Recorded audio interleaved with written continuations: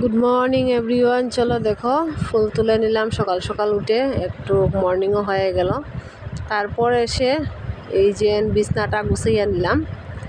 তারপর এখানে পাঙ্খা চলছে, পাঙ্খার আওয়াজ শোনা যাচ্ছে, আর বৃষ্টিও ডাকছে, মেঘ ডাকছে প্রচণ্ড।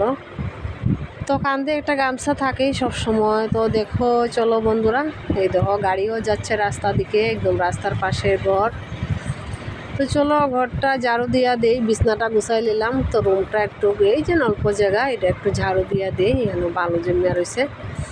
ঝাড়ু দিলাম আর বাইরের বারান্দার জায়গাটা ঝাড়ু দিলাম। তো এই জায়গার মধ্যে একটু রান্না টান্না করি এখানে বারান্দাতে বসে, এই যে লাকড়ি দেখতেছো।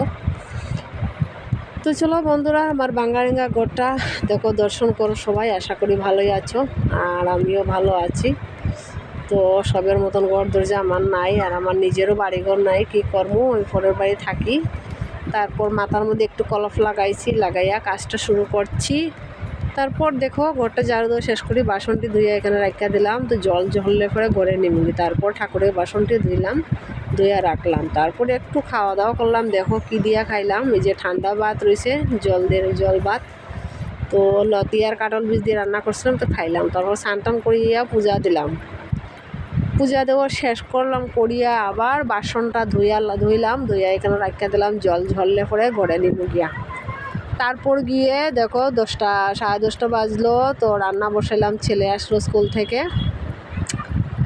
তো সবাইকে শুভ বিকেলের শুভেচ্ছা রইল বন্ধুরা। সবাই ভালো থাকো, সুস্থ থাকো, সবাই তার ফ্যামিলিগুলোকে সবাইকে অসংখ্য ধন্যবাদ, অনেক অনেক ভালোবাসা রইল।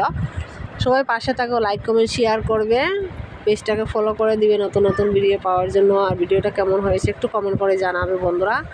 সবাই বেশি বেশি করে লাইক কমেন্ট করো, আর সবাইকে অসংখ্য ধন্যবাদ। আবার দেখা হবে কাল। শুভ বিকেলের শুভেচ্ছা।